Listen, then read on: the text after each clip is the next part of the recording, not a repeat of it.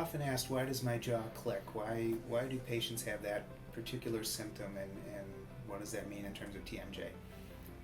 The jaw is a very complicated structure. The way it opens and closes, it's not a simple hinge.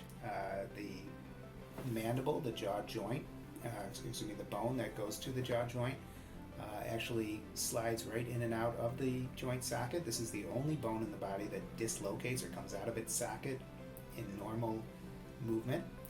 And there's an element to it called the disc. The disc is a piece of fibrocartilage. You can imagine a piece of leather. It's kind of that texture. A really tough little piece of tissue that sits between these bones, between the skull and the upper part of the mandible, called the condyle of the mandible. And that little disc slides back and forth in and out of the socket with the bone each time you open and close. Oftentimes that little disc will get out of place. It'll slip typically forward.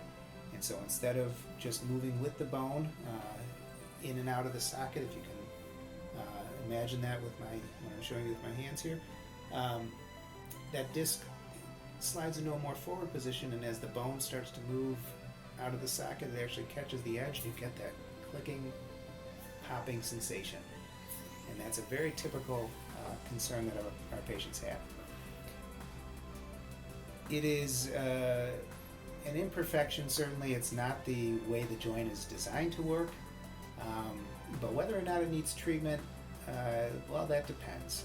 It depends how much it's interfering. It depends if it's associated with pain, if it's causing you to have to change the way you do things or behave, be it your speech, your eating, or anything else. If you're nervous about it, you're concerned, you want to find out what's going on, or you want to address a problem with it, absolutely, that's worth following up with your dentist. And where it's appropriate, the dentist may recommend seeing a TMJ specialist for that clicking